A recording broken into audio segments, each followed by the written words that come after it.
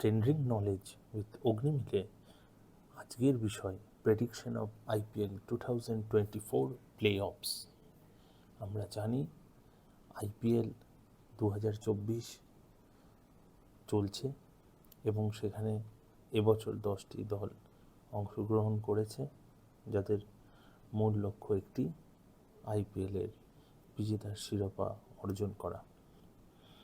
আজকের দিনে দাঁড়িয়ে এখনও অবধি টোটাল 57টি ম্যাচ খেলা হয়ে গেছে এবং এরপর যদি আমরা পয়েন্ট টেবিলের দিকে নজর রাখি তাহলে আমরা দেখতে পাবো যে সবার উপরে রয়েছে কেকেআর 16 পয়েন্ট, তারপরে রয়েছে রাজস্থান রয়্যালস 16 পয়েন্ট, তারপরে রয়েছে Sunrisers Hyderabad 14 point, Chennai Super Kings 12 point, Delhi Capitals 12 point এবং লখনৌ সুপার জায়ান্টস 12 পয়েন্ট। এই 6টি দলের সম্ভাবনা রয়েছে 16 পয়েন্টে পৌঁছানোর, অর্থাৎ আইপিএলের প্লে অফে পৌঁছানোর সুযোগ এই 6টি দলের কাছে রয়েছে। এখন আমাদের দেখতে হবে যে কার কটি ম্যাচ বাকি আছে এবং সেখানে কী ধরনের ফলাফল হতে পারে বা কী ধরনের ফলাফল হলে আইপিএলের প্লে অফে কোন টিম এগিয়ে যাবে বা কোন টিমের স্বপ্ন হয়তো ভঙ্গ হবে। কয়েকটি ম্যাচ ধরে অ্যানালিসিস করলে বিষয়টা আরও সহজ হবে। ম্যাচ নাম্বার 58 পাঞ্জাব কিংস এবং আরসিবির match.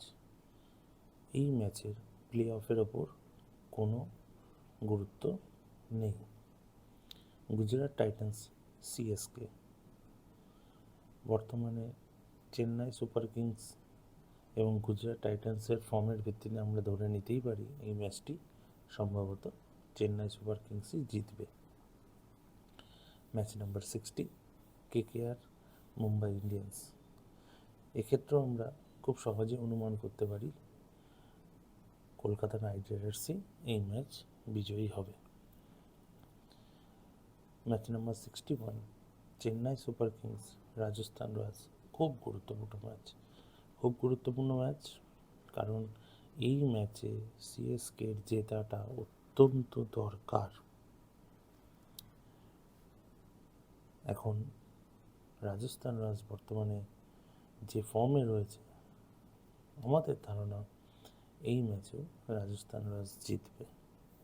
Match number 62 RCB versus DC. এই ম্যাচেরও প্লে অফের ওপর কোনো গুরুত্ব নেই। Match number 63 Gujarat versus KKR. এই ম্যাচটিও আমরা খুব সহজেই ভেবে নিতে পারি কলকাতা নাইট রাইডার্স এই ম্যাচটি জিতবে। পরের খেলাটি অত্যন্ত গুরুত্বপূর্ণ, Delhi Capitals versus Lucknow Super Giants. Lucknow Super জায়ান্টসের কাছে আর কোনো অপশান নেই, এই ম্যাচ তাদেরকে জিততেই হবে প্লে অফের যে দৌড় তাদের টিকে থাকার জন্য। নেক্সট ম্যাচ রাজস্থান রয়্যালস এবং পাঞ্জাব কিংস। এই ম্যাচেও রাজস্থানের জয় আমরা সুনিশ্চিত ধরে নিচ্ছি। এর পরবর্তী যে ম্যাচ রয়েছে সানরাইজার্স এবং গুজরাট টাইটান্স, এক্ষেত্রেও আমরা সানরাইজার্স হায়দ্রাবাদকেই মনে করছি বিজয়ী হিসাবে। ম্যাচ নাম্বার 67 মুম্বাই ইন্ডিয়ান্স এবং লখনৌ সুপার জায়ান্টস। যেটা আমরা আগেই বলেছি যে লখনৌ সুপার জায়ান্টসের কাছে কোনো অপশান নেই, তাই এই ম্যাচও লখনৌ সুপার জায়ান্টসকে জিততে হবেই। Match number 68 RCB CSK. ঠিক একইভাবে সিএসকেকেও এই ম্যাচ জিততে হবে। Sunrisers Hyderabad versus Punjab Kings. ধরে নেওয়া যায় যে এই ম্যাচটি সানরাইজার্স হায়দ্রাবাদ জিতবে। এবং লাস্ট ম্যাচ রাজস্থান রয়্যালস এবং কেকেআর। যখন সমস্ত পয়েন্ট টেবিল তৈরি হয়ে গিয়েছে, সব ম্যাচ শেষ হয়ে গিয়েছে, সেই অবস্থায় একদম শীর্ষে থাকা দুটি দলের মধ্যে ম্যাচ হতে চলেছে। কে বিজয়ী হবে বলা খুব মুশকিল, কিন্তু এই দুজনের যেই বিজয়ী হোক সে প্রথম স্থানে যাবে এবং যে পরাজিত হবে সে পয়েন্ট টেবিলে দ্বিতীয় স্থানে শেষ করবে। এই আলোচনার মাধ্যমে আমরা যে পর্যায়ে এলাম তাতে দেখা যাচ্ছে কেকেআর এবং রাজস্থান রয়্যালস 22 পয়েন্টে শেষ করবে।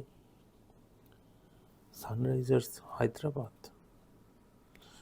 তারা 18 পয়েন্টে শেষ করবে এবং পড়ে থাকলো লখনৌ সুপার জায়ান্টস এবং সিএসকে, তারা দুজনাই 16 পয়েন্টে শেষ করার সম্ভাবনা।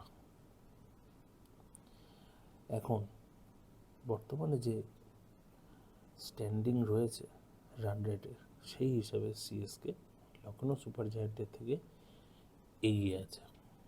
সুতরাং আমরা ধরে নিতে পারি যে সম্ভবত পয়েন্ট টেবিলে সিএসকে টপ 4-এ এগিয়ে আসবে। সুতরাং আইপিএল 2024 প্লে অফসে যে 4টি দল কোয়ালিফাই করতে চলেছে তারা হলো Kolkata night Riders, Rajasthan Royals, Sunrisers Hyderabad এবং অবশ্যই চেন্নাই সুপার কিংস।